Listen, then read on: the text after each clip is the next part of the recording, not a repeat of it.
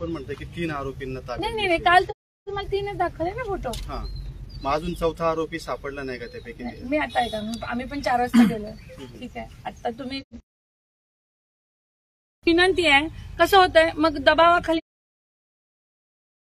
येऊन म्हणा किंवा तुमच्या मनधरणी करण्यासाठी जर पुराव्या अभावी आपण अटक केली तर त्याचा फायदा त्या लोकांना होणार आहे.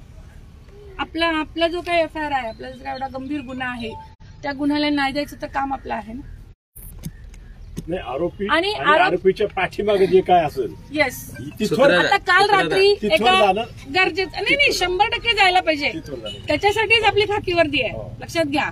आणि काल एवढ्या सगळ्यांच्या ह्यांनी ज्यांचे संशय व्यक्त केले किंवा डम डाटा, त्यांचे CDR काढणं, हे आता तपासाचा भाग आहे. मी तुम्हाला जास्त सांगितलं त्यात काहीतरी धागा जुळवत आपण त्यापर्यंत यायला पाहिजे, बरोबर आहे. तर माझी विनंती आहे, तुम्ही थोडंसं पोलिसांच्यावर विश्वास ठेवा. विश्वास आहे मॅडम.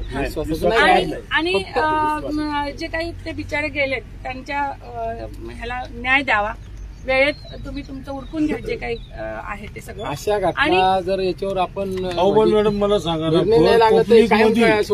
काही दुश्मनी ओरिजिनल नसताना सुद्धा ठीक आहे, खानदानी दुश्मनी जर कोणाची असते तर माणूस म्हणतो किंवा यांची खानदानी दुश्मनी, यांची नेहमी भांडण तर नाही.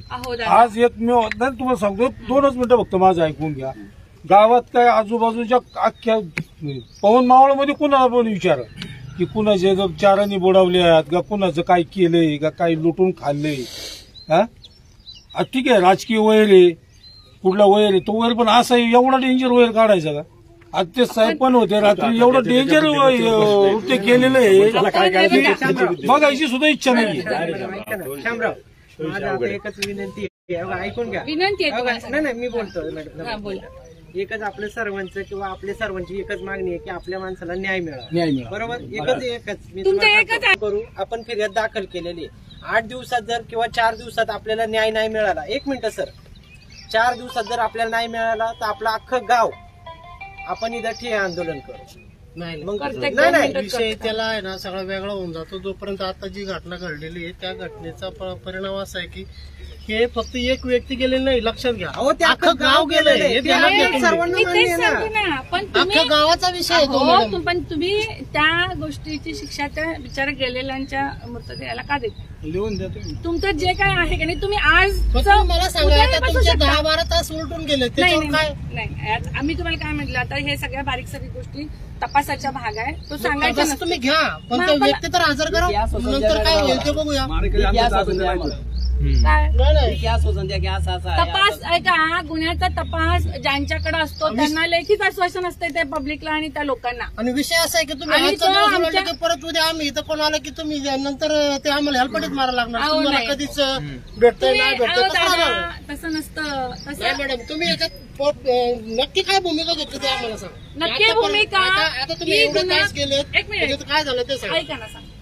यांनी ज्यांच्यावर संशय व्यक्त केलेला त्यांना तर आपण ताब्यात घेतलेलंच आहे. या व्यतिरिक्त योग्य पुराव्या अभावी 302 सारख्या गुन्ह्यामध्ये कुणालाही अटक करणं म्हणजे जो खरोखर केलेला आहे त्याला त्याचा फायदा देण्यासारखा आहे. त्याच्यामुळे खात्री करून ती व्यवस्थित पुराव्याची कडी जुळवून मग कारवाई करणं केव्हाही उचित आहे. आम्ही काल दादांना पण तेच सांगत होतो, बरोबर आहे ना दादा?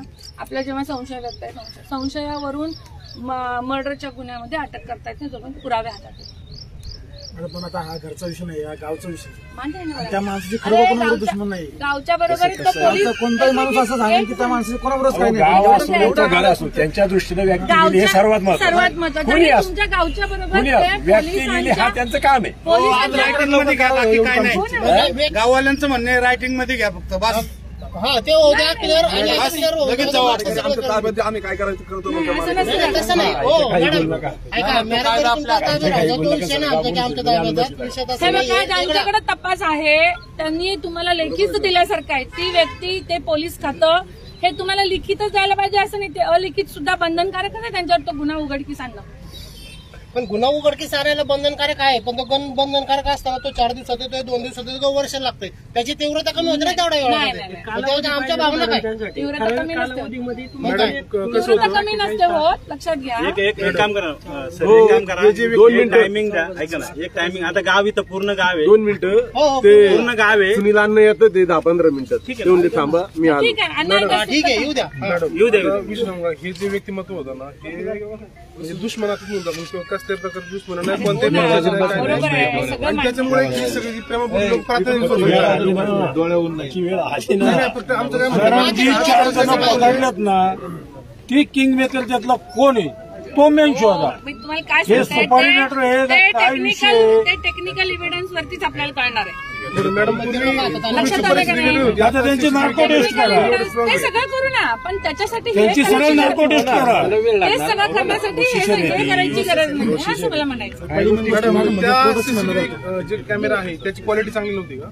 हा मग तसं असेल त्याच्यामुळे ना, की नाही त्यांचा चेहरा आणि ती जी काही गाडी फिरून आली त्या गाडीचा नंबर पण त्या ज्या मुलांनी ना ते 2 ते 3 राऊंड मारले होते, त्यानंतर ती मुलं या उडुंबाच्या दिशेने ती निघाली होती. सगळे सीसीटीव्ही फुटेज ज्या त्या क्राईम युनिट, क्राईम ब्रँच, इतर स्क्वॉड ते सगळे त्याला कामाला लागलेले होते रात्रभर.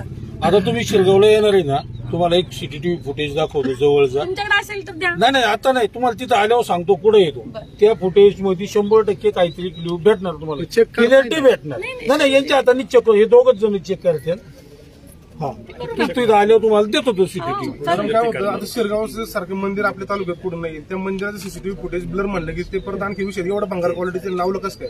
मी तुम्हाला सुरुवात होती मॅडम माहिती म्हणजे मी तुम्हाला काय सांगते का, भरकटू नका, विषय सोडून भरकटायचं नाही आपल्याला.